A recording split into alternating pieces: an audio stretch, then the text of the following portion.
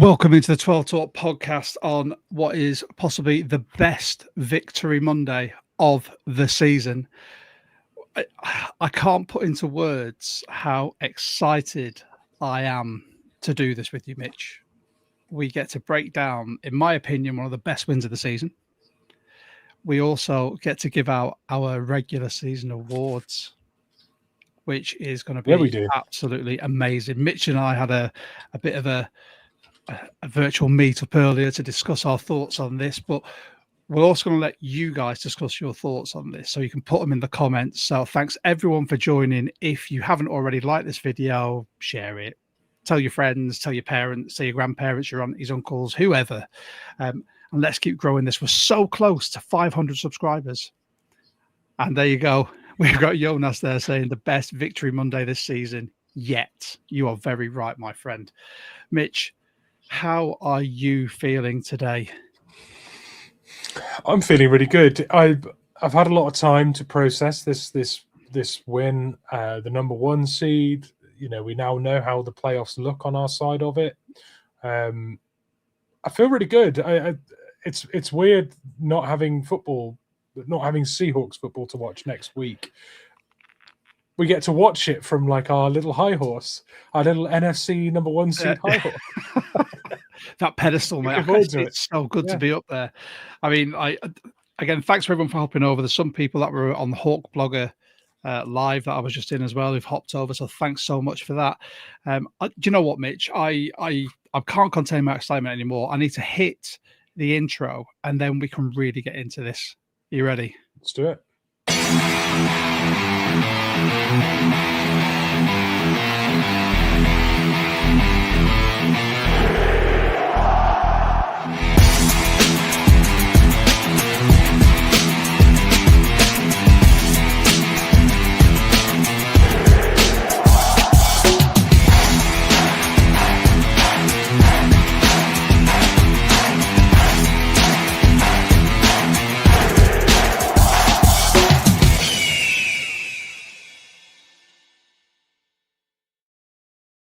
Boom. Right back at it again.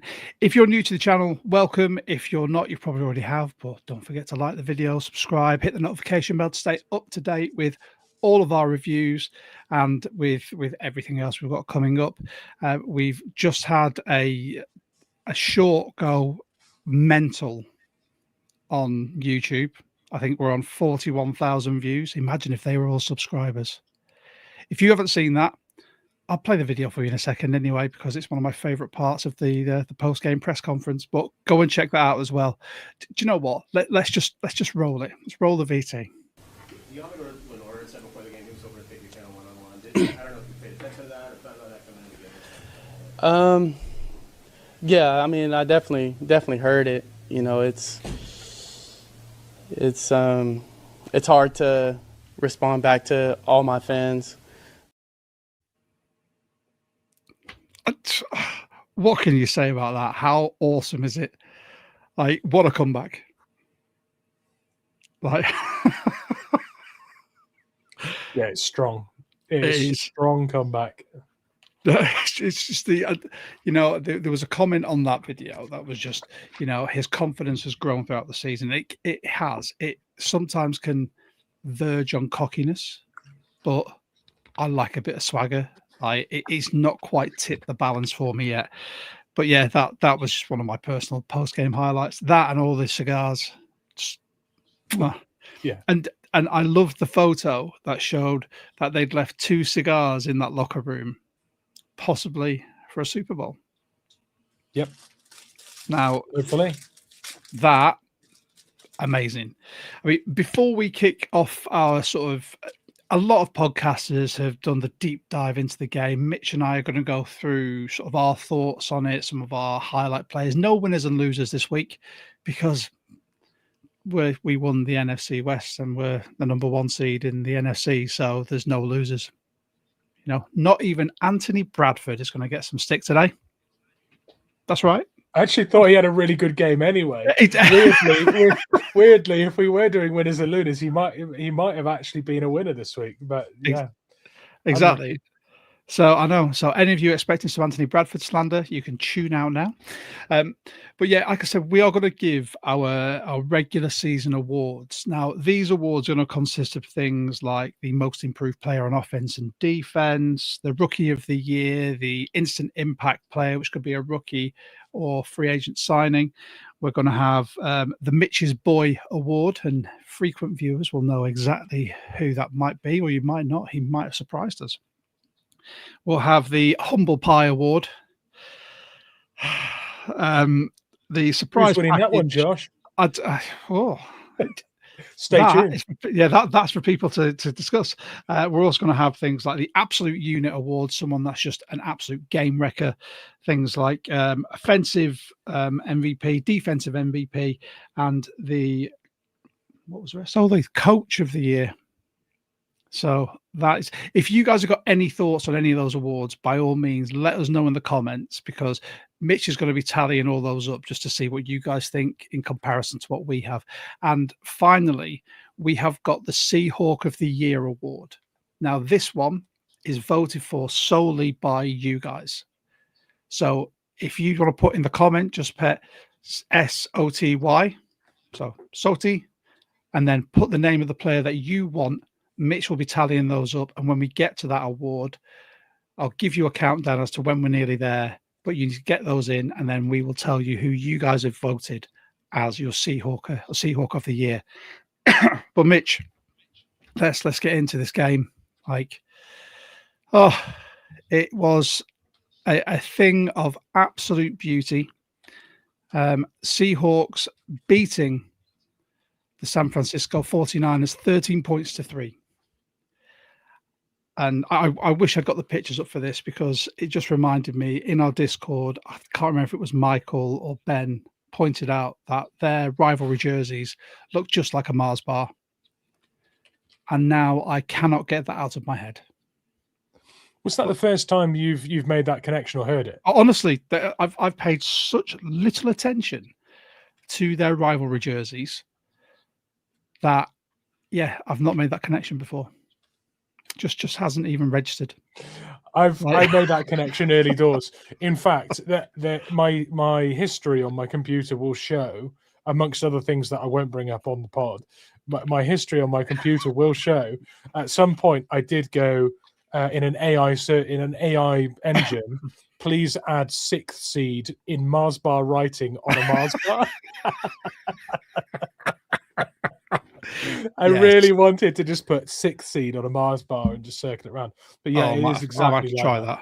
I might have to try designing that, and I'll put it in the Discord. There you go. That's my job after the pod. But yeah, it's, this game, I mean, to stifle what everyone thought was one of the best offenses, even without some of their weapons, like in the league, to 3 points. And it wasn't even close. They had one half decent drive. And what happened on that drive?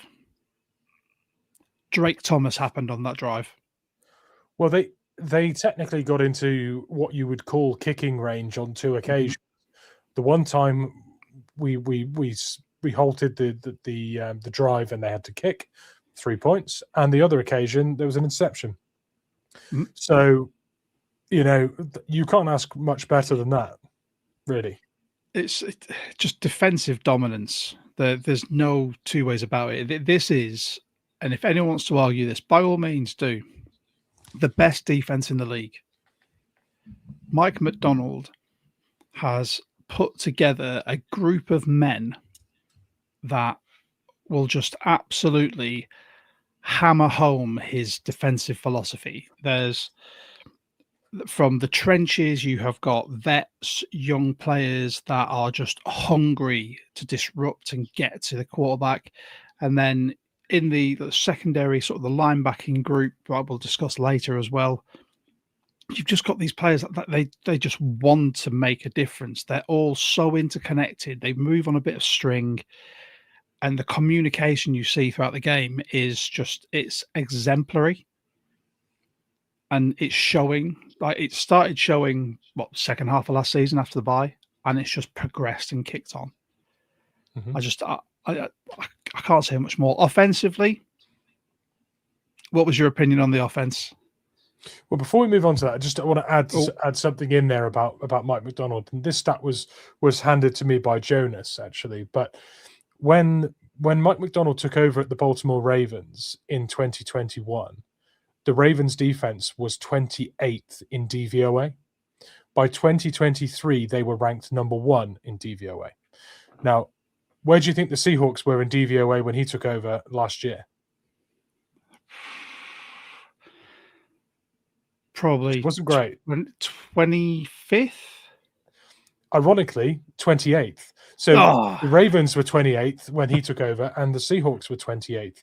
And it took him one season, well, last season and this season. So again, 2021 to 2023 to do that with the Ravens, 28th to 1st, 2024, 2025 to get the Seahawks from 28th to 1st.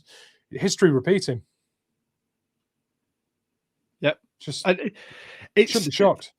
Honestly, I listened to the Mike McDonald show before we came live, because I love like a lot of what he says from a coaching point of view. Also, I have a feeling that if you two were in the same room, you could talk about a love of spreadsheets and analytics on a level that I would have to exit. I can withstand a lot of nerd talk. Just start playing Candy Crush on your phone. Just say that. Do something basic. I'll try and distract him with 2000s movie quotes. But yeah, listening to which that, I can't do, by the way, based on our history of doing film quotes on a podcast. And this is it's where you and I work well together. Pop culture analytics. So, I mean, for me, listen to him talk about the way that this team has essentially, he's just laid the blueprint and let this team build themselves, build their core philosophies, their brotherhood, absolutely everything has just been so good to watch. I mean, it's all showing now, especially on the defense. It's my favorite thing to see, and I think that's kind of his. It's his MO. It's what he did with Baltimore. It's what he's helped do with Michigan. He's brought it to the Seahawks, and now he's got the full control, and you've got buy-in from every single player. I just think this game was a tad lacking offensively. Don't get me wrong, we had an 8-minute drive. Absolutely fantastic. Point scoring, however, is still something that worries me. Because if you come up against a really high-powered offense, say we come up against, let's say, the Bills, and you've got to deal with Josh Allen, you've got to deal with Cook, you've got to deal with whatever wide receiver Josh Allen decides is going to be the man on that day. You've got Dawson Knox there as well. It's when you see the points they can put up on people, that's what gets me a bit worried, especially with Kubiak's. I mean, we said it in the watch party when we had that. Was it first and goal, wasn't it? Where from the 1 yard line, the play design itself was it worked. Charbonnet was free and clear, but Darnold couldn't get him the ball. But why don't you just take a leaf out of the Eagles book and just tush push it 4 times? Just barnyard it. Take the easy option. It doesn't have to be pretty football. Burn the clock. Take the easy option. I do think going forward, and we might even see it in the playoffs, a trick play off the barnyard. With teams focusing so much now on stopping the AJ Barner, essential tush push, but the barnyard, as we call it. So many people focusing on that now. When we get in those scenarios, you really can trick play off that and get a real back-breaking 10, 15-yard play instead of just sneaking your one. I do. Well, you see the Eagles do it. For that.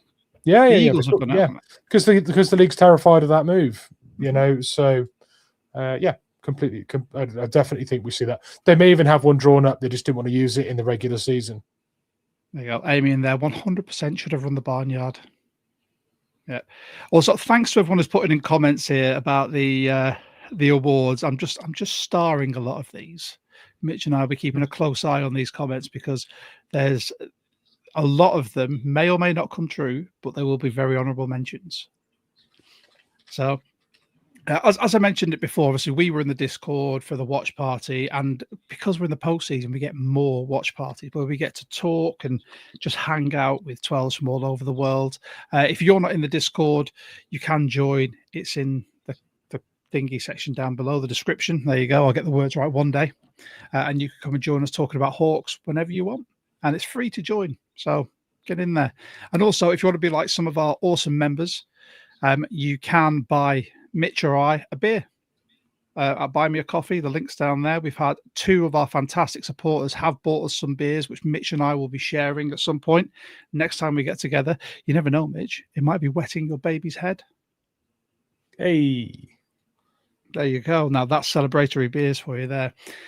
But yeah, so the game itself, I mean, firstly, Mitch, what was your highlight? If you could pick one highlight, what would it be? There was a moment in the game, and this happened a lot of times, but there was one specific one where, and I'm pretty sure I've bookmarked it in our personal Discord. Let me just find it. I believe it was 9:41 in Q2, and it was Brock Purdy having just made an incomplete pass on 4-1, and when the camera panned to him, he was underneath 2 Seahawks D linemen and spat a bit of turf out. I'm pretty sure. Was that when he got absolutely halved by D Hall? Yep. Was it Big Cat? Yeah. Yeah, he got smashed from 2 directions, and I saw him take the hit as he threw the incomplete pass, and I'm pretty sure it was behind a player that had ran the wrong route or was supposed to come back, and he'd waited for the move. The move never happened. He got flattened, and then when the camera panned back, he just looked fed up and spat out some turf.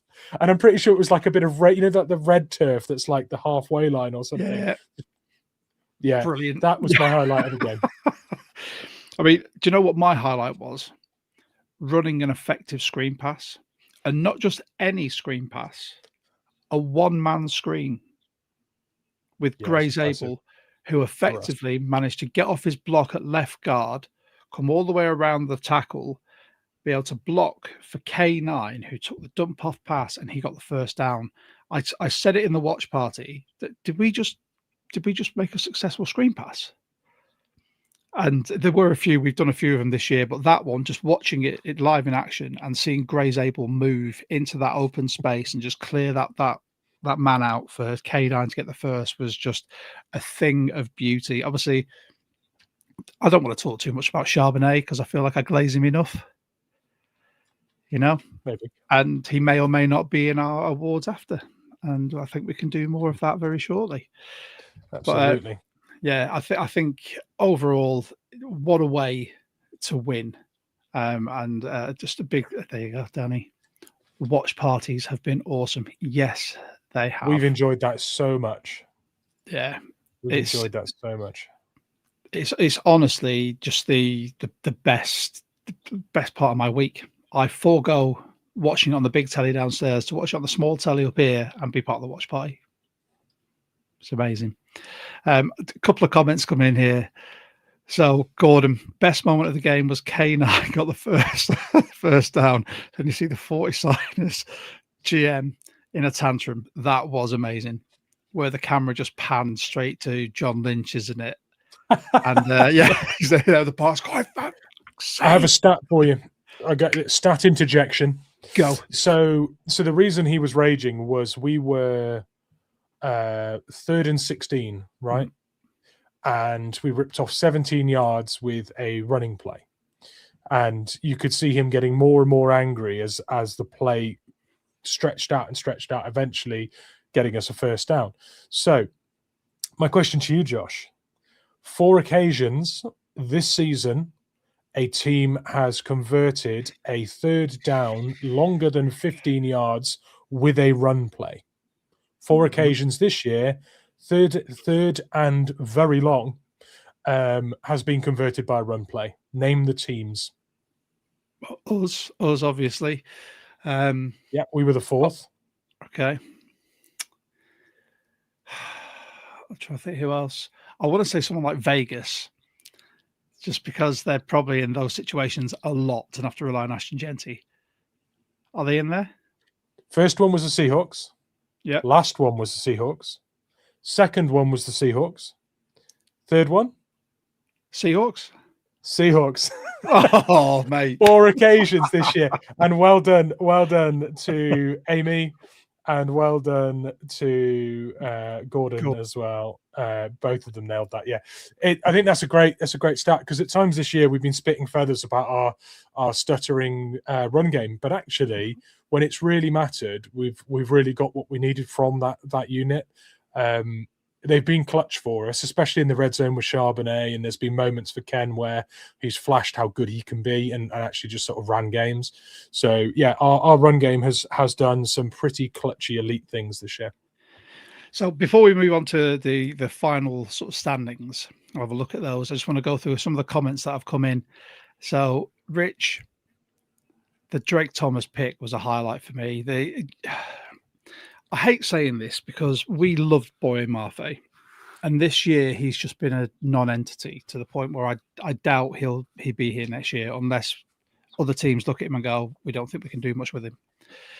But he was the one that tipped that ball at the line of scrimmage to allow it to bobble so McCaffrey couldn't get it cleanly, and then Drake Thomas picked it off. Drake Thomas, we'll talk more about him later, but that was a massive highlight.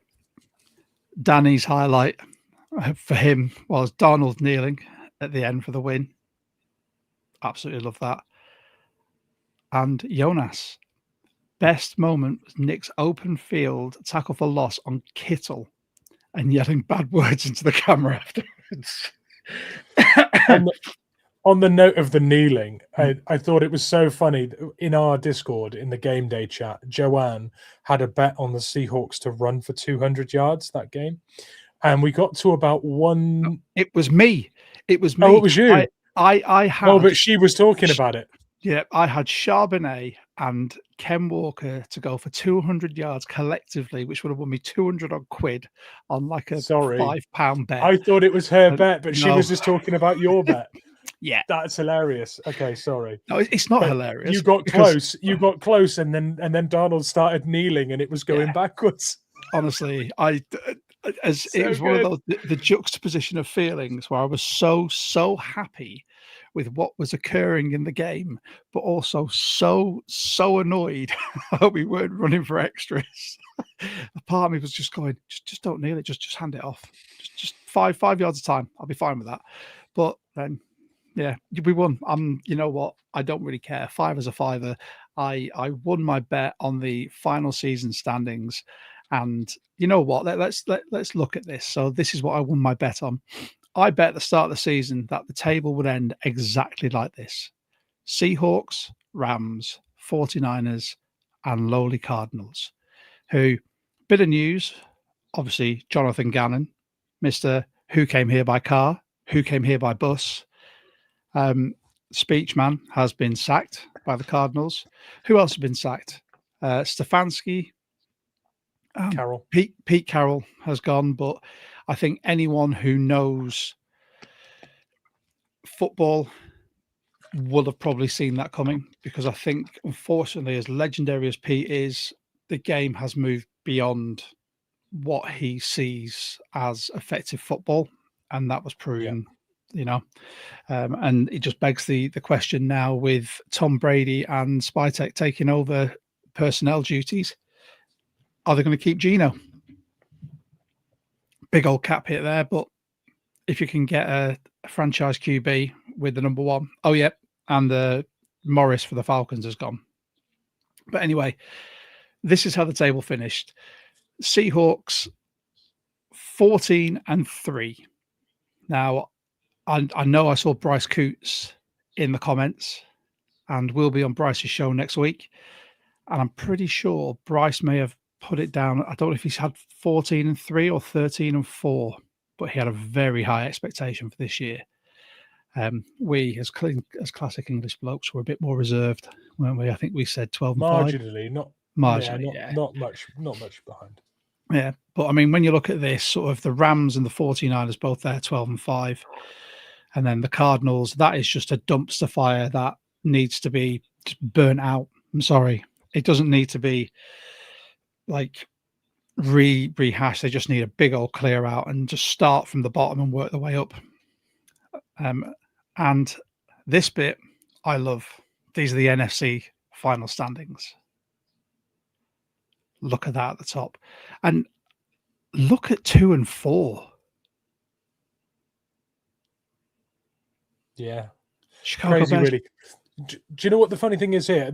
Last year we had the heartbreak of getting a 10-win season but not getting into the playoffs. And look at the Panthers. We'd have cruised in this year with 10. Glad we did it the way we did it, don't get me wrong, but like we could have done the 10 again and got in. Mm-hmm.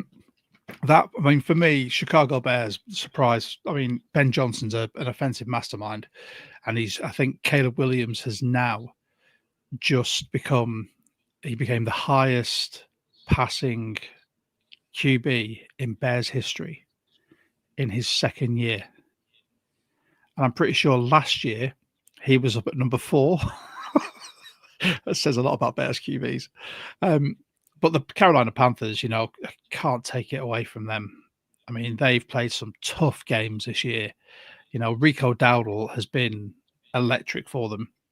And then Chuba Hubbard came back fit and they signed him to a big contract. So he started playing and he played well as well. Dave Canales, my hat is doffed to that man. I think he's done a bang-up job. So, yeah.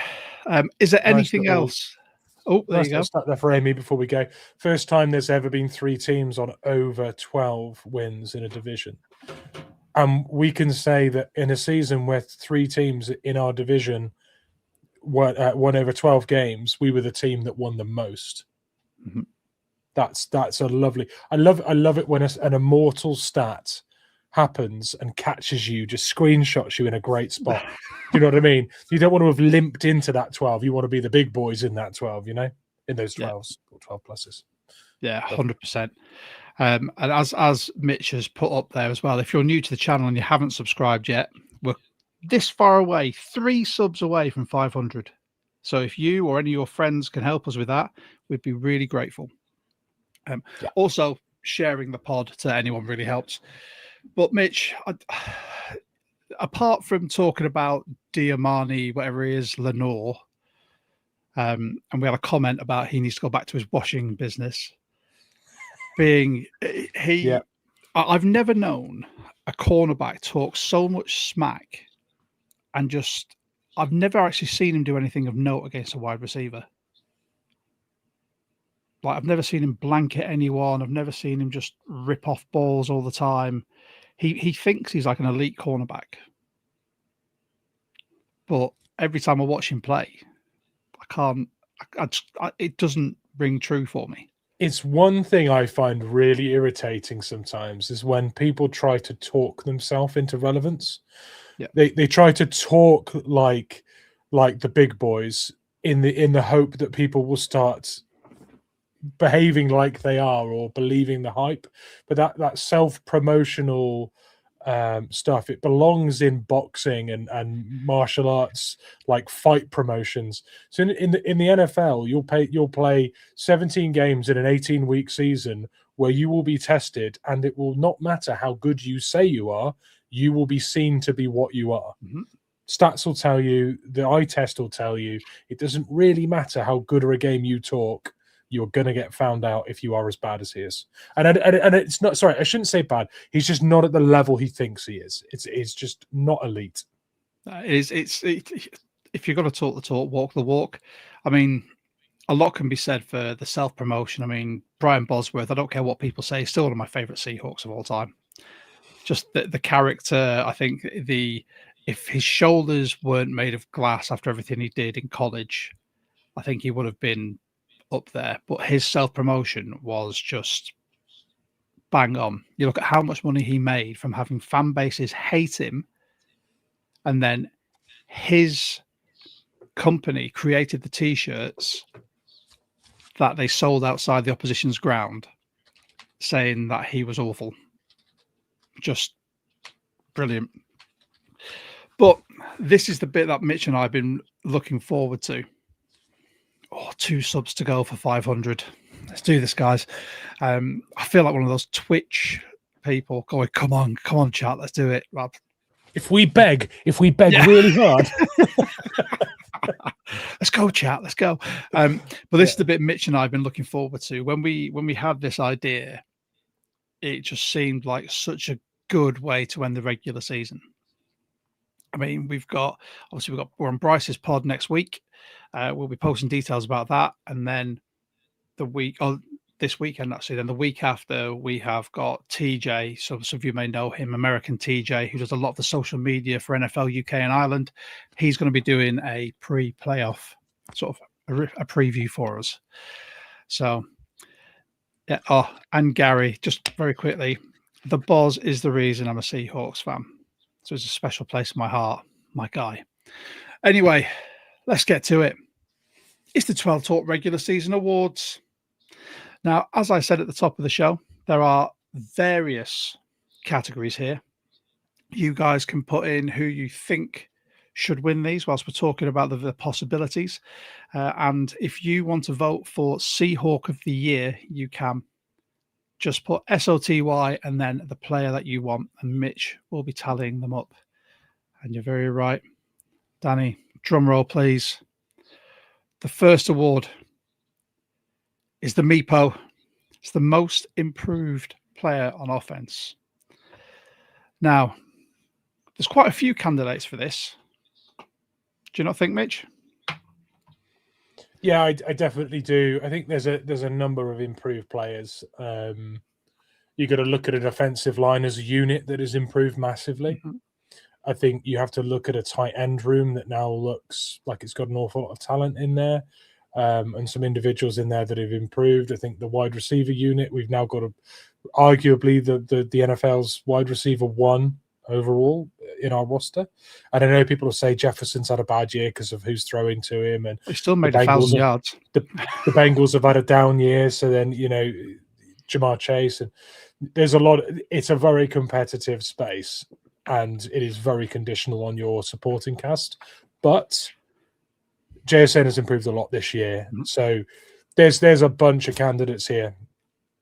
I think, like you said, with the offensive line, I think Charles Cross has really, really done himself a lot of favors this year. Obviously, he's just signed a massive extension. It's 104 million over 4 years, 75 million guaranteed. Mm-hmm. Now, when you think that's going to be him playing next to Gray Zabel for another 4 years, because let's face it, it's a great situation. Gray Zabel, then that is a fantastic situation. So there's quite a lot of people that have come in for the Meepo Award. Firstly, we had Bryce, who's gone for Barner. Mm-hmm. Now, I would have loved to give it to Barner, but I just can't do it. So, well, we're not giving this to Barner, but there's a case to be said for Barner, and I will say this one thing: which tight end has had the most receiving yards since 2017? It's going to be AJ Barner, surely. It's AJ Barner. Noah Fant had 500 receiving yards last year. AJ Barner, I believe, had 505, and Noah Fant last year had been the most receiving yards by a Seahawks tight end since Jimmy Graham's 700 in 2017. 2016, he had a 900 plus yard season, but I believe that was the year we traded for him, and half of those were in Green Bay. Was it Green Bay he came from? So yes, so Barner has had the most successful tight end season for a Seahawk in 9 years. In terms of receiving yards, and he's had that impact too. Some of the touchdowns have been clutch, and some of the moments in which he's had those receiving yards as well have just been super important moments. So highly regarded now across the league, I think, AJ Barner. Yeah, agreed. But without further ado, should we just get to who it was? Now, Mitch, I'm pretty sure you can put up the comments of the people that got this right, but voted for by me and Mitch The Meepo of the 2025-2026 season is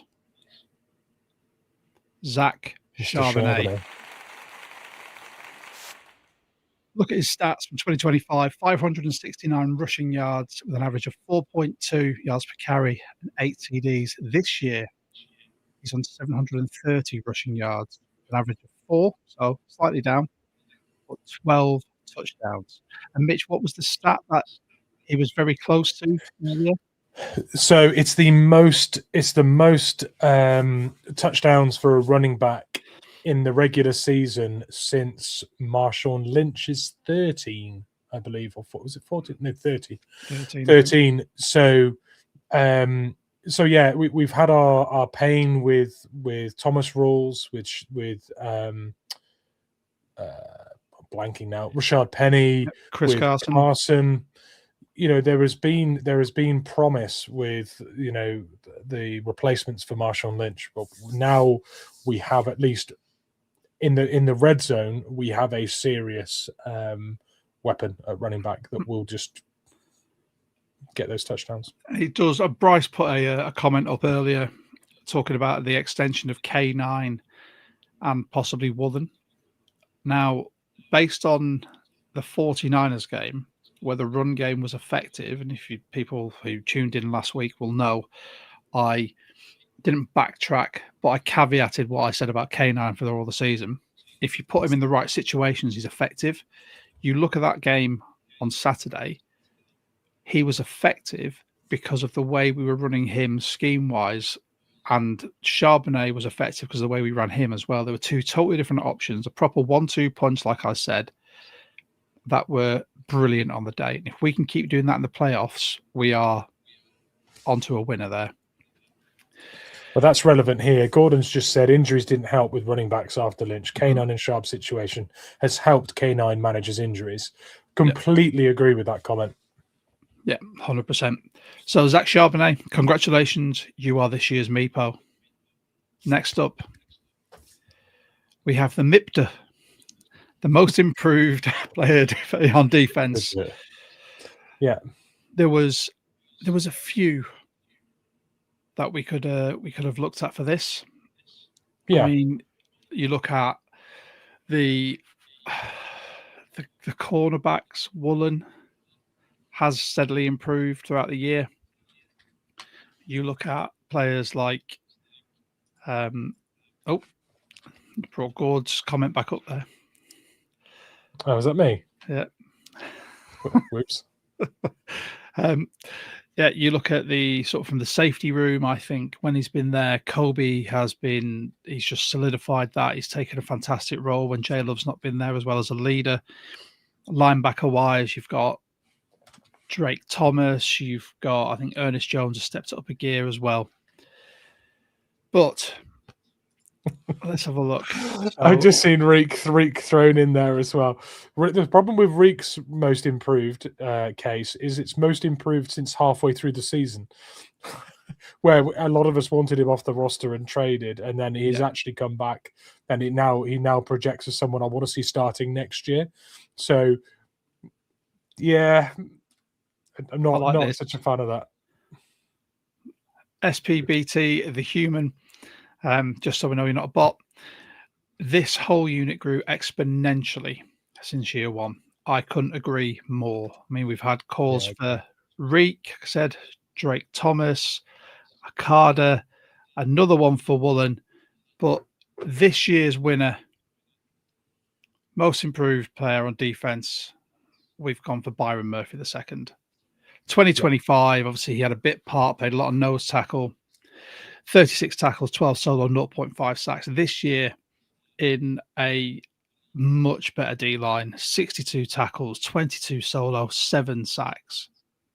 His leap in year 2 has been nothing short of amazing.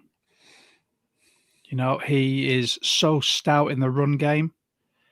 It's so difficult for people to get around him. He looks to penetrate all the time. That low center of gravity and the angles he takes just make him a nightmare for offensive lines. So glad we took him.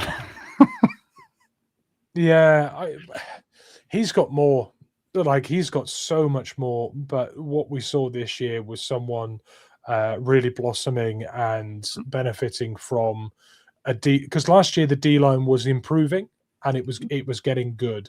This year it started from that good point and became elite, and with that became his specialization dealing with double teams, his and anchoring for leverage has become somewhat of a signature move. He becomes immovable when he does that, and it's quite impressive. But it opens so many doors for people. Honestly, he's so good. He improved exponentially. The shouts for Thomas and Reek and Okada in there, absolutely justified, genuinely justified. 100%. But yeah, we I think, because I had Murphy, you had a different player. That different player is going to feature somewhat later. So Byron Murphy, most improved player on defense. Next up, rookie of the year. Now, when we look at this rookie class, we go Gray Zabel, you've got Nicky Manwari, you've got Arroyo, who obviously didn't do a lot. Who else did we take this year? Took a quarterback. No one can remember his name because we've got Jalen Milroe, who we haven't actually seen play since sort of week 3 of the regular season because they had no idea how to use him in a package. There you go, Price. Actually, Milroe. After he said Zabel. I think the last 2 years rookie classes, especially the early rounds, the John Schneider has done exceptionally. He has built this roster in an image that him and Mike can really see going forward, and we're seeing the fruits of the labours now. But without further ado, rookie of the year is Gray Zabel. I'm sorry, it can't be anyone else. It could be. It could be the chat thinks Diminori. Don't worry, he'll appear at some point. But when you look at this, he's got a 91% pass pro win rate, 84.6 run block win rate. This is from ESPN. So he's had 5 penalties all season. He's allowed 2 sacks. His week 17 stats: 0 pressures, 0 hurries, 0 QB hits, 0 sacks, and 1 successful screen block, which I had to get in there. He has been transformative on this O-line. I don't think it can be understated, like how good that pick was in changing our offense. Yeah, and all the stats and everything there, brilliant, great, happy days. But you can accumulate these stats throughout a regular season against lesser teams and lower caliber players and whatnot. But the key stat for me is that in week 18, when it really mattered for us, he was PFF's highest graded player in the entire NFL. There was no player with a higher PFF grade than Gray Zabel in the NFL this weekend when it really mattered the most for our team. He graded out with a 93.4 grade. Just don't look at the overall, because as Bryce has said here, no, Josh, he's awful. Look at PFF grades. They're the whole across the season, he had a few shocking games for PFF where they graded him 50 or 60, which has lowered him overall. But the metrics in which they measure you at times in PFF just don't seem. It's all explosive plays. It's only if you show up on paper for PFF grades, in my opinion. It's if you do something noteworthy, they'll put a grade next to it. And if you don't, if you just have a steady role, like an offensive lineman would, where he's not letting in pressures, he's not doing anything glamorous, he's just anchoring the middle of that line, that you get overlooked.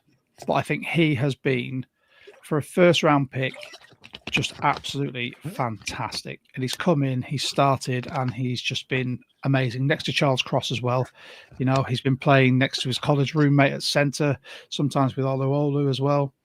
I can't fault him at all. Yeah, he's been outstanding. And then just have a quick break from that. As some of you may or may not know, we are the UK Seahawks official podcast. if you want to become a UK Seahawker, the 2026 memberships are now open. It's £12 for the year for a single membership, £20 for a family of 4 at the same address. If you're outside the UK, it's £5 postage per goodie bag that you'll get. You just got to send payment via PayPal to ukhawksfans12@hotmail.com, and just friends and family, put your name and address in there as well. With that, you get access to our social events. You will have a 10% discount at the Pro Shop. You're eligible for game day field passes if they're available. There are members-only competitions and your annual selection of goodies, which this year included the coasters, which I currently have rocking on my desk, our 21-year anniversary patch, our annual wristband that we get that you can rock at all times, and your membership card. And then you can join this gorgeous lot here at our last meetup in Glasgow. The next meetup will be announced soon, and let's have some beers and talk Hawks. Mitch and I will hopefully be there, depending on Mitch's baby status. Yeah, that could be a problem this year, but we'll see. I don't know what the exact date is yet, so I don't know. If not, I will have to bring in one of the other UK members of our Discord as my substitute cameraman and the official substitute co-host. I was going to say, I can get you a cardboard cutout, like fold it down, put it in your bag. Mate, my bag isn't big enough for a cardboard cutout of you. You're about 6'9". True. If you folded it enough to get into a bag, it'd be about that wide anyway. But yeah, there you go. I'll get one that origamis down to like a briefcase. Like Iron Man's suit. Yeah. I just unfold it. Right. So the Danny next says, award, bring back the box, by the way. When my goodies turn up right. for this year's membership, we have to, at least for the first few weeks of next season, display the goodies on top of my box. Oh my God. And he's also said, instead of a cardboard cutout, a blow up Mitch doll. Yep. There you go. Get us to 500 subs. Then the YouTube shop comes in. Mitch blow up dolls. There we Get go. it done. Oh God, we've got more here. Just get one of the old school fat heads that they use to make the NFL players and get one with Mitch. Right. So away from that, back to the awards. The next award is our Instant Impact Award. This Instant Impact Award can go to a rookie or a free agent signing this year who has made the most impact. And Mitch and I had a conversation about this as to who it could be, because there are so many players, I think, from this draft class. And I'm not going to beat around the bush. There's one player who you're all blowing up the comments with, who has come in as a free agent after being jettisoned by the team he was drafted by because they thought he was too old, and has made an instant impact. And that is DeMarcus Lawrence, Tank Lawrence. This season alone, 53 tackles, 24 solos, 6 sacks, 3 forced fumbles with 3 fumble recoveries, and 9.5 run stuffs and 2 touchdowns. It's been good. What? And he's 33. He's younger than me, right? And it's not hard to be younger than me. I don't think there's any professional footballer apart from Tom Brady who played till like 41. But this man has come in after being surplus to requirements at Dallas, and he's come in with a chip on his shoulder, a veteran mindset, pure aggression, and he has been outstanding. I don't think the impact he's made can be understated enough on the D-line. Yeah, he's been outrageous. He has. And, you know, it's so nice seeing a big boy canter into the end zone as well. I like this comment as well, because if it's not Tank Lawrence, I really think Imanori could be that guy for this category as well. Yeah. We'll have to shoehorn him in somewhere else. Yeah, maybe. I love this from Rich. Yeah, what a signing he's been. Thank you, Dallas. Because obviously Jerry Jones knows football. Yeah. Right. It could have been Gray Zabel as well. You're right, Chris. Yeah. Okay. The next award, Mitch's boy. Mitch's boy. So I think that this is all it needs to, all we need to say. So Mitch's boy, the award here goes to a player that Mitch, it doesn't have to be someone who's drafted this year. It is a player that Mitch has, before the draft cycle, has touted as someone who would be an effective Seahawks player. and will become a fan favourite. Mitch, I'll just roll it, and you can wax lyrical. Okay. So it's AJ Barnett, but I want to just say that I think if Torrey Horton had stayed fit this season, Mitch's boy Torrey Horton could definitely have rivaled AJ Barner here. Mhm. Special mentions here to Oluwatimi, who I'd predicted would be a Seahawk pre-draft process. He's obviously been more involved this year and has, for the most part, done really well. Mike Morris has flashed as well, who was another of Mitch's boys. Who else have we got? Imanori as well. Imanori was someone that we predicted. We even predicted the shuffle up the draft board and go and get him after the first round concluded. We predicted that as well. Imanori is someone as well that we talked a lot about in the pre-draft process. He could have been here. But realistically, AJ Barner statistically had the best Seahawks receiving season for a tight end since 2017. Sorry, since 2000. Was it 2000? Yeah, 2017. And also just turned up in the most opportune moments. Scored some really important touchdowns. Got some really, really important first downs as well. He's just been clutch, and I'm excited to see what we get out of him next year as well, and in the playoffs. Exactly. In the Super Bowl. Yep. Hey, 52 receptions, 519 yards, 10 yards average, 6 touchdowns, 10 rushes for 14 yards. Yep. Not bad for a second-year tight end, eh? True that. And if that doesn't prove anything to our new subscribers or new watchers, if you are watching, subscribe. Watch us for our pre-draft stuff, because Mitch is on it. And also, Mitch, with having a new baby on the way, you'll be able to do some of your draft stuff whilst the baby's sleeping, or you're doing the feeding. Just saying, all the stuff I did with Ivy. I like your idea. I don't know how that works in real time. Trust me, it works. It works.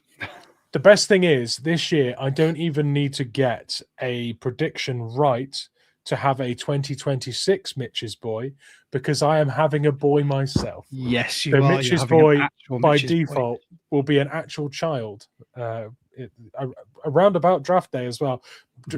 We could be in hospital on draft day. I'm just saying. Someone else will have to rig up the watch party if that happens. I'll sort the watch party for the round one. Right, the next award. I'll take this one, mate. Okay. This is the Slice of Humble Pie Award. And obviously, there are a lot of comments going to come in about this, because I've been quite vocal about about some players and some units on this team, and some coaches even. But for this one, obviously, people are mentioning Reek. Cheers, Mitch. The J Harbaugh Nepo hire. In fact, everyone's mentioned Reek. Yeah. But you know what? I'm going to disappoint you all. It's not Reek. It's Drake Thomas. Because before this, not that I can't mention Reek, but before this season, Mitch and I were quite effusive about how worried we were by the lack of depth at inside linebacker, that middle linebacker spot, with having 3 out-and-out middle linebackers. And it was something that we were sort of clamoring for us to sign someone in free agency, because we weren't sure how Drake Thomas would do.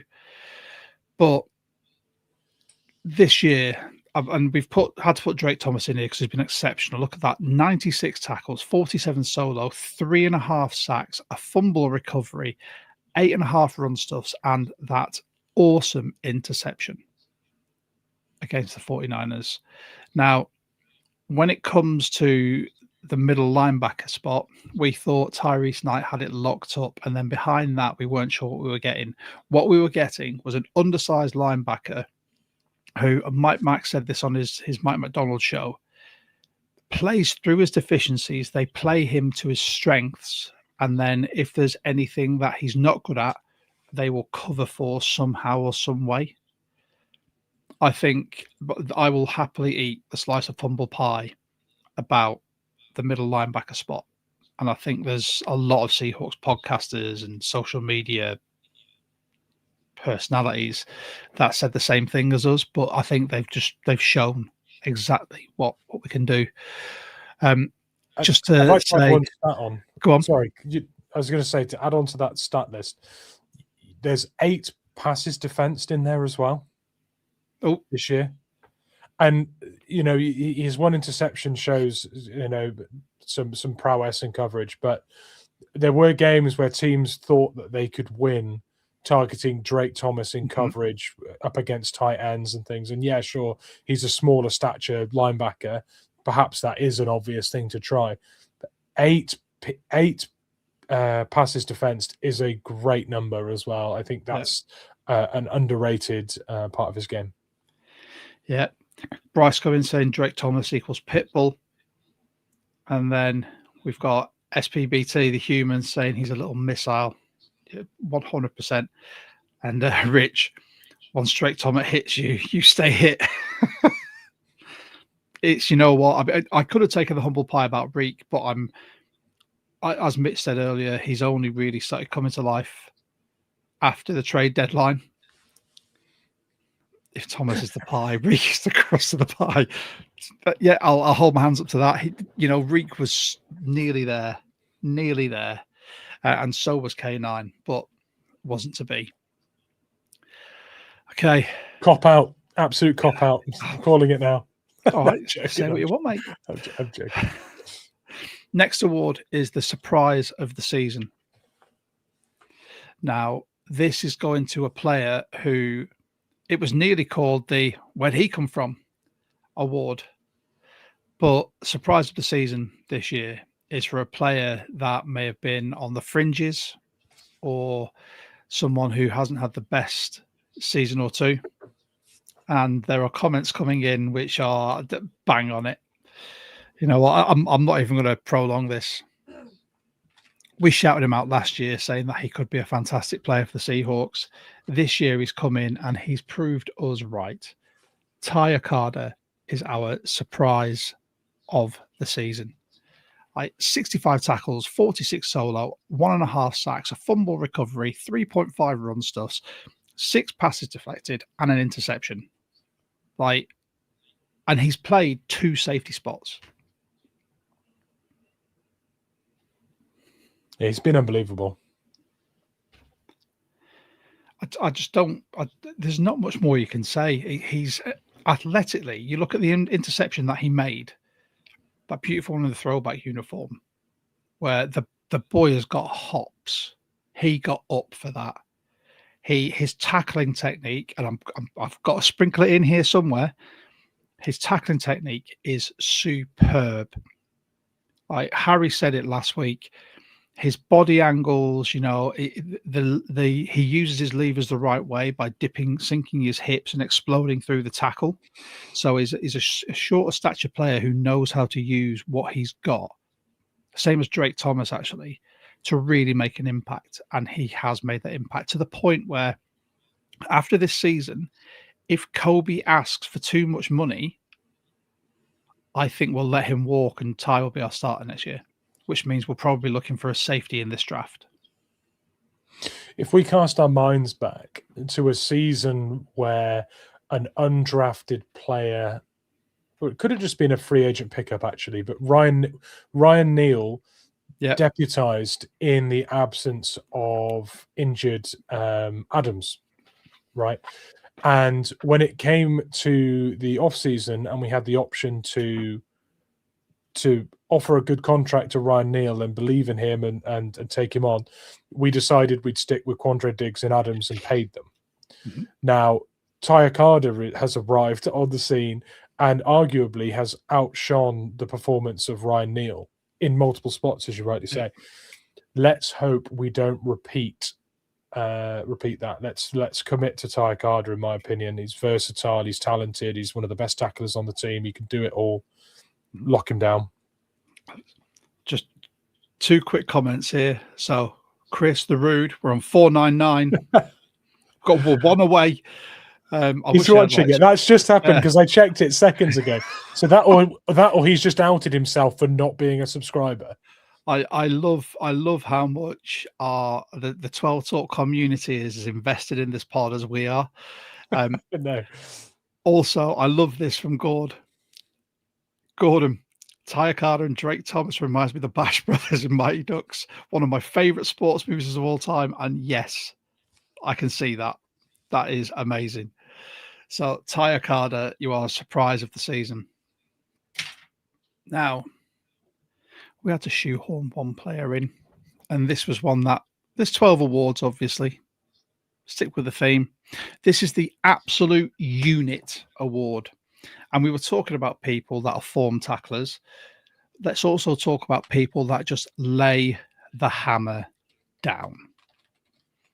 These are people that when, as we said, when you are hit, you stay hit. You know you've been hit. And I can confirm, Danny, it's not Bradford. He is an absolute unit, but in the wrong type of way. So the Absolute Unit Award is for someone who's an absolute monster on the field, who is just mind-blowingly effective in contact. Someone who is a brick wall, either hitting when they were being hit on offense or hitting on defense. And this is one I'm going to let Mitch wax lyrical about, because the Absolute Unit Award for this year goes to E-Man. Demon Ori. The Demon Worry. Yeah, honestly, this year, Nick Imanori has, in my opinion, outdone himself, because when you watched him in college, when you watch the highlight reels and you do your study, you see this ball hawking, explosive player with all the athletic traits in the world, and you think this will be a flashy guy. Actually, what he's been for the Seahawks is solid, dependable, consistent, technique driven, rather than relying on athleticism to get it done. When you look at players like Reek, who for the first few years in the league had to rely on instincts and athleticism to patch up over technique, Imanori's come in and shown that he has all of the athletic traits and the testing results and everything else. He's got that. That's behind him. Mm-hmm. What he's doing now is allowing himself to be coached really well and to sink into the role that's been tailored for him in this system and just do it super consistently. And when he hits you, you stay hit, like was said earlier about Drake Thomas. But Imanori does it in such a way with those long arms and the technique and the way he leverages himself. And now he's a pass rusher too. Like the amount of time you see him getting to quarterbacks, applying pressure, getting the hit on them after they've thrown it, he has found a way to just be the perfect weapon in this defense, and he is an absolute unit. Yeah, love it. 81 tackles, 56 solo, 2.5 sacks, 5.5 run stuffs, 11 passes deflected, and an interception. And the speed of which he got to Brock Purdy on Saturday, after shedding a block frightening and creating a lane for himself, is just, it's unreal. So, unfortunately, Rich, we haven't got Defensive Rookie of the Year. The NFL are probably going to go for someone like Schlesinger, as Mitch has said in the comments, because he's played in a bad team and looked good, whereas Imanori has played on a good team and looks good as well. But then they'll look at the rest of the team and say he's not that much of a difference maker. They'll think of some BS excuse. Next up, Coach of the Year.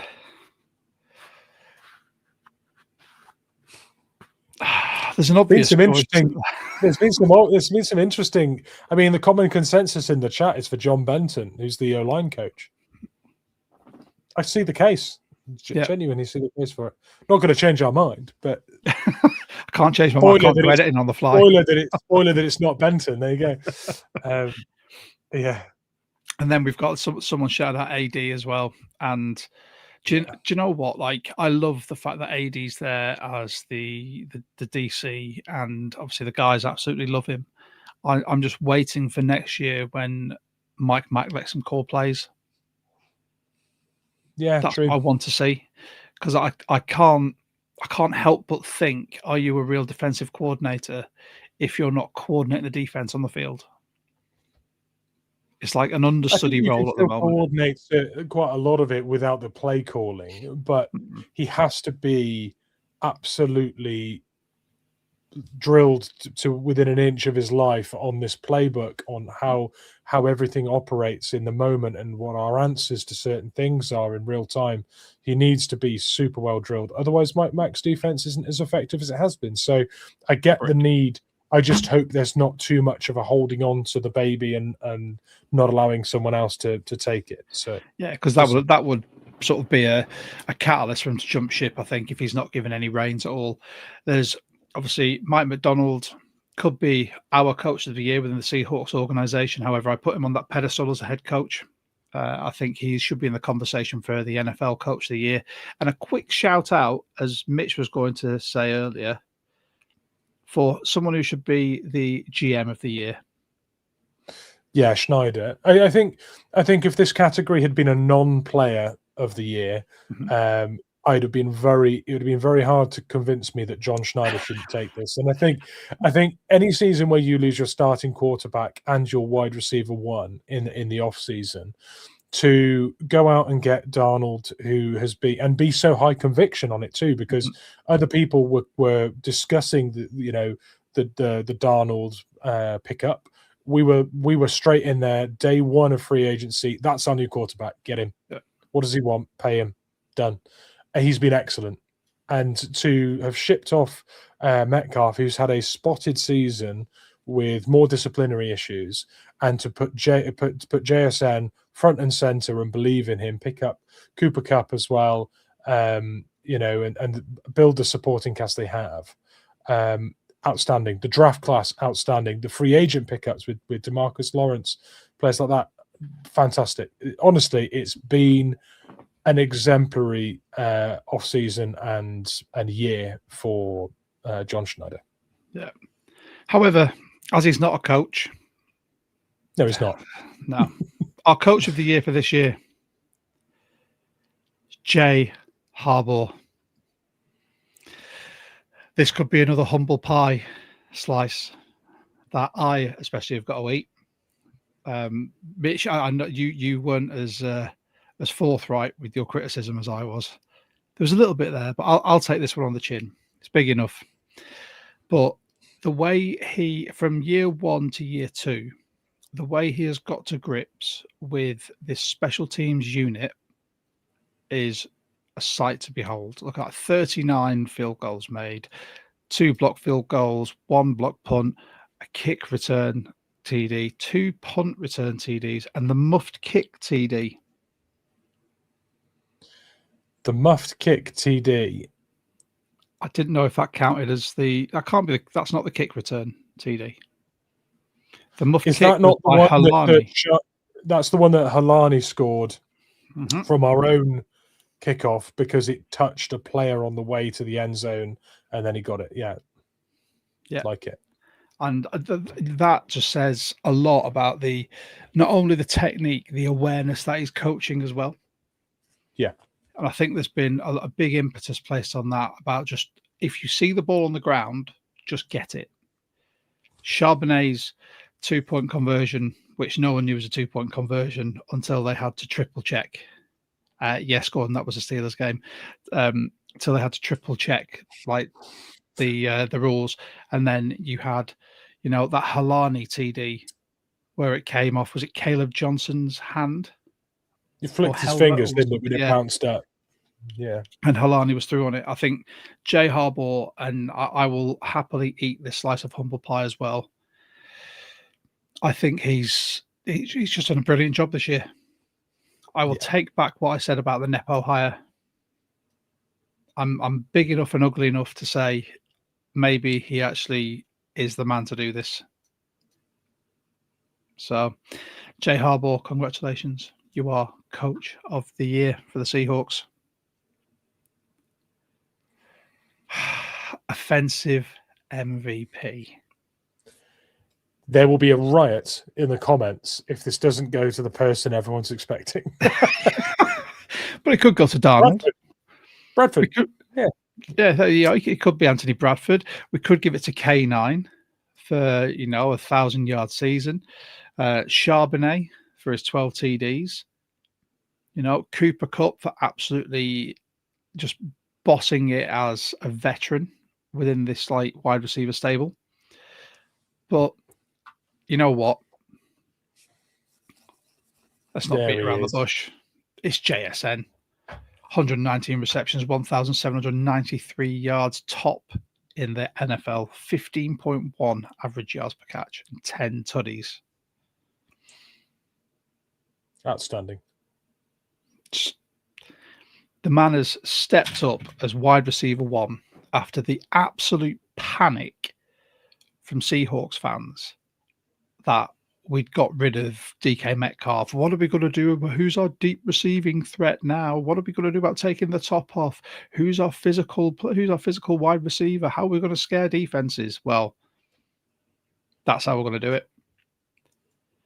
Yeah. By having a man that everyone assumed was just slot-o-matic, put him on the outside and letting him just route up cornerbacks. Just what a guy. Yeah, he's been truly outstanding. And I think the stats, people will remember the stats for this year if we don't win the Super Bowl. And he has a crazy game in the Super Bowl. We all saw what he did in the Rose Bowl. Man, for a big occasion. Just imagine. Yeah, but if we don't win the Super Bowl this year, people will remember this year as his big breakout year. Mm-hmm. But actually, if you look beyond the stats and actually, you apply the eye test to what JSN is doing this year, he has become so incredibly slick, and every one of his movements is purposeful and intentional, calculated.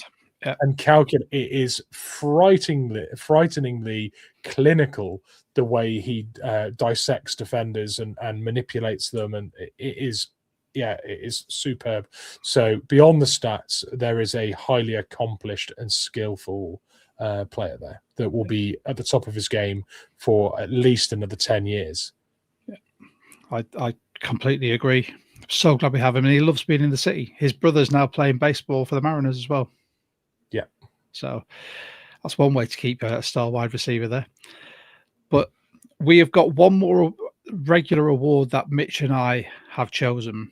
And then we have got the Seahawk of the Year award, which obviously I've said you guys have the vote on. Mitch has been tallying these up with his new Spectacles. Look at them. I'm a bit jealous, mate. They're better than my goggles. If you haven't put a vote in yet, put it in, because after this next award, we'll be going to the Seahawk of the Year. Well, the next award is for defensive MVP. And I think there's so many people that could get this. Do you not think, Mitch? It's just, I'm tallying up, but there are many candidates for defensive MVP, and it depends where you think we've won. But I would say the easy thing to do here is to award it to someone on that D line, because so many players get blown up in that D line before they even have a chance to work their way through the second level and into the DBs. But my opinion is that there is one player on that defense this year that has meshed everybody together in a season where we've lacked Jay Love as a leader. There has been someone else that has been super consistent, broken a Seahawks record, and just been ever present, and a superb veteran for a really young defense, actually. I will admit, and he guesses. I conceded my vote as soon as Mitch sent me his, and I thought you have got that bang on, mate. I don't think it can be understated how important this man is to the defense and the leader he is. Defensive MVP, Ernest Jones IV. 126 tackles, 60 solo, half a sack, 8 run stuffs, 7 passes deflected, 5 interceptions, and a tuddy. A leader of men, a man who is all about this team, who stuck up for his QB, which we said in a previous pod, shows the solidarity this team has. And I think he has been outstanding. Mitch, you know what? He was your choice. You say your bit. Well, I mean, outside of breaking the Seahawks record for interceptions by a linebacker, and coordinating what we thought was a threadbare middle linebacking corps, he was the leader of that small room, but he was not only the leader of that, he was the leader of the defense and probably one of the main leaders in the locker room for the entire team. I think you really do have to look at his impact and marvel at how someone in their second season, his first full season, has played such an influential role in leading a young and inexperienced team. And as Amy said, and he's only 26. Yeah. That is bonkers. He holds himself like someone who's been in the league for 10 years. Like, he comes across like a Bobby Wagner type veteran. The way he talks, the way he leads, the way he's always pulling people up and sort of giving them a pat on the back and saying, next time.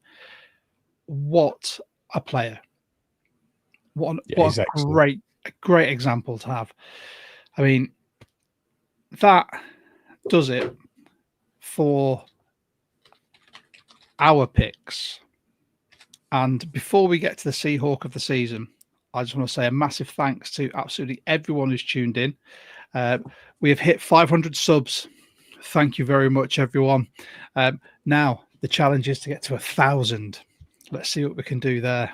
Not that I've got big aspirations for the pod or anything, but Matt, thanks for that. You've absolutely made my week. Really have. If you haven't already and you're watching this video and new, whether you're in the live or you're going to catch it later on, like the video because it helps with the algorithm, get it out to everyone. Subscribe.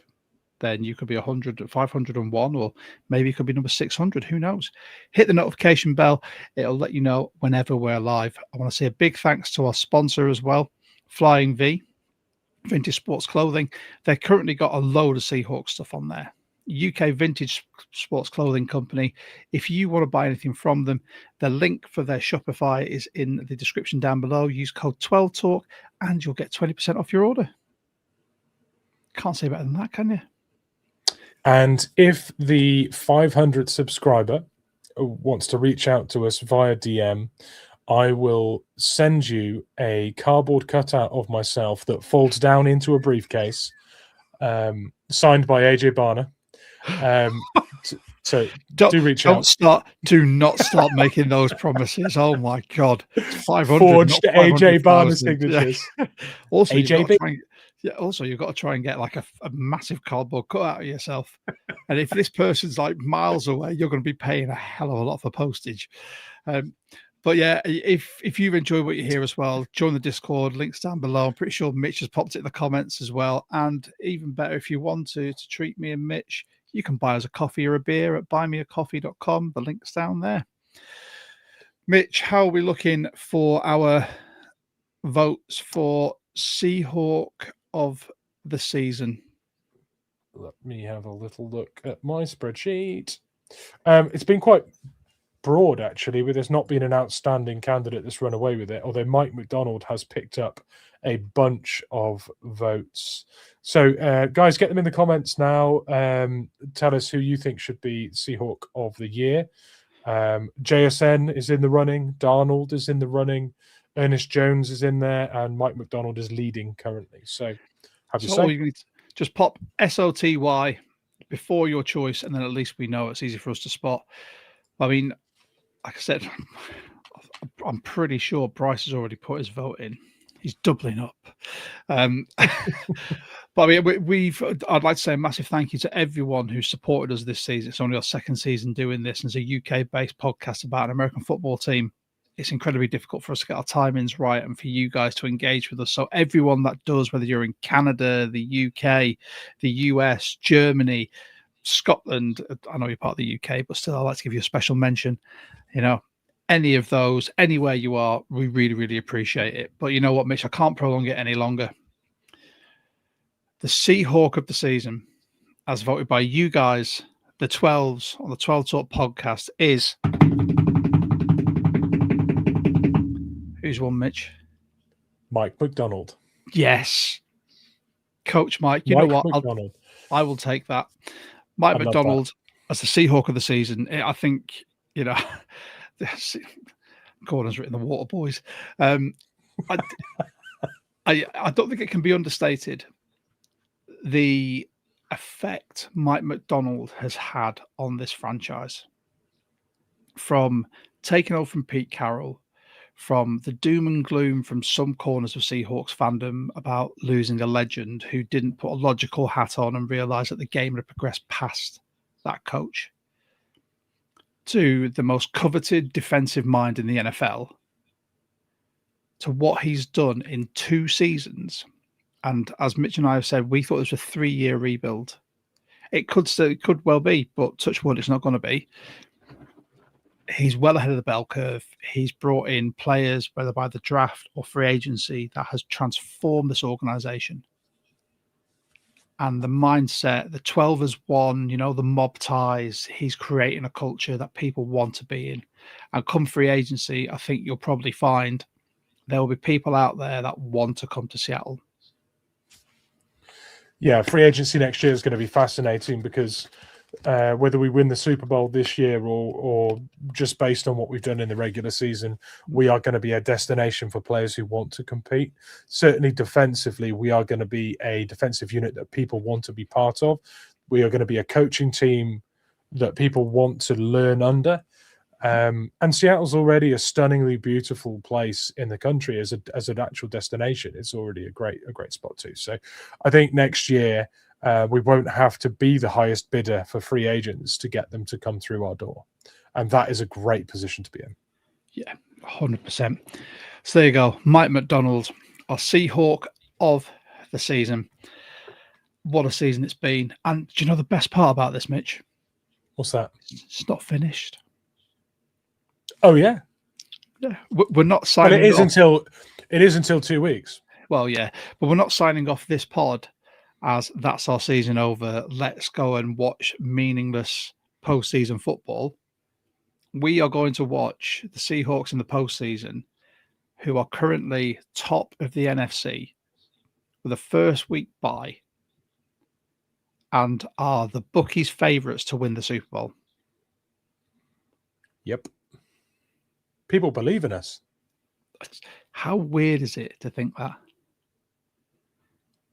It's not over. You're right, Chris. It's not. Playoffs, here we come. Yes, Gary. I think this is, and this one from Jonas, the ready squad. I think we're all the ready squad now. You know, that again is something that's been, and Ravens fans are losing it right now, as well they should.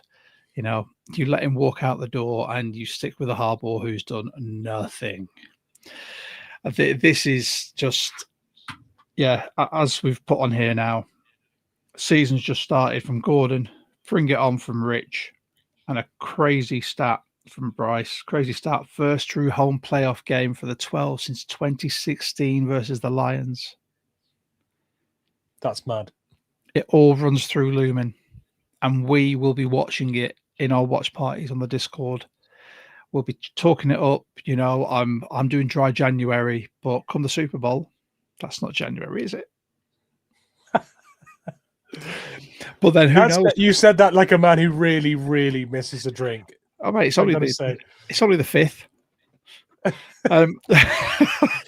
But I'm pretty sure if we make it to the Super Bowl, there will be some sort of watch party put together by the UK Seahawkers. As soon as we know, we'll let you know. Check out our socials. You can find us at 12 Talk on everywhere. Instagram, TikTok. We've got a Facebook. We're on X. I think we're on Threads as well. You can find this podcast on YouTube, obviously. We're on Spotify, Amazon, Apple Music, and plenty of other places. I need to get myself calmed down because I've hyped myself up now just before bedtime. Why do I do it to myself? Why? Chamomile tea. I can't. I'm asthmatic. It messed my lungs up. But I just want to say a massive thank you to everyone who tuned in tonight. If you're tuning in after the live, hit the notification bell. You'll be notified of whenever we go live. Our next appearance will be on the Hawks side with Bryce on Sunday. And then next week, we will be having TJ at American TJ, if you want to follow him, who does a lot of the social media for NFL UK and Ireland, who's going to be doing our playoff preview with us. We can't wait for that. So from me and Mitch, I'm going to say turn up to 12. There you go, Gary. And Mitch, there's two of us. Can we do it? No. On the count of 3. Okay. Ready. Thanks so much, everyone. Turn up to 12. And on 3, 1, 2, 3. Go Hawks.